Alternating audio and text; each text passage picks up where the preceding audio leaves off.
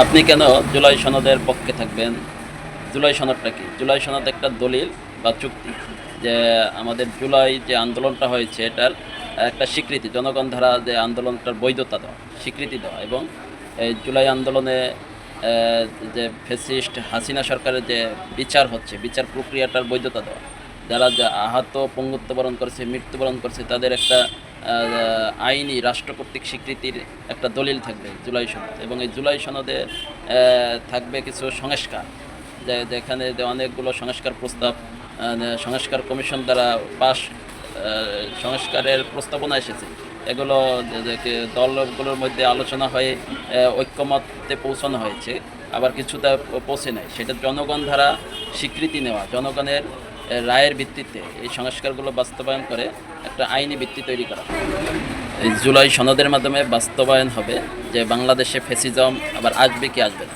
এই জুলাই সনদ আইনি ভিত্তি যদি পায়, তো ফ্যাসিজম আর ফিরে আসার সম্ভাবনা থাকবে না। এখানে আছে একজন ব্যক্তি 10 বছরের বেশি প্রধানমন্ত্রী হতে পারবেন না। তাহলে 10 বছরের বেশি যদি প্রধানমন্ত্রী না থাকে, তাহলে তার মাথায় ফ্যাসিস্ট হওয়ার চিন্তাই আর ঢুকবে না। তারপরে আমাদের এখানে পিএইচসির সংস্কার আছে। তারপরে বিচার বিভাগের স্বাধীনতা, যেখানে আমরা নিরপেক্ষ বিচার পতিদের ধারা, নিরপেক্ষ বিচার এবং বিচার ব্যবস্থার যে সংস্কার, এটা হবে। বিভিন্ন রকমের সংস্কার কার্যক্রম এই জুলাই সনদের মাধ্যমে বাস্তবায়িত হয়ে একটা নতুন বাংলাদেশের মানে স্বপ্ন দেখে। আর এই জুলাই সনদ বাস্তবায়ন না হলে যারা জুলাই যোদ্ধা বা আহত পঙ্গুত্ব বা যারা আন্দোলন করেছে সবাই জুলাইয়ের রাষ্ট্রদ্রোহী মামলায় আপনারা যে কোনো সময় গ্রেপ্তার হতে পারবেন। জুলাই আন্দোলনের আপনার সকল কাজের যে বৈধতা দেওয়া, এই বৈধতার দলিল হিসাবে জুলাই সনদ আইনি ভিত্তি অতীব জরুরি। এটা প্রতিটা নাগরিকের জন্য জরুরি, যারা আন্দোলন করেছে বা যারা করে নাই।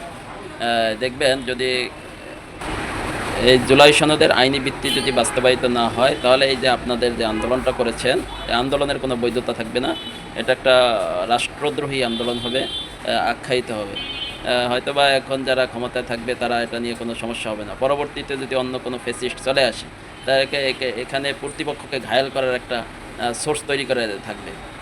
এক্ষেত্রে আমি বলবো সকল দলমত নির্বিশেষে এই জুলাই সনদের আইনি ভিত্তি পাশের জন্য গণভোট, এটা সবাই স্বতঃস্ফূর্তভাবে অংশগ্রহণ করবেন। এবং এটার জন্য জামাত ইসলাম আন্দোলন করতেছেন।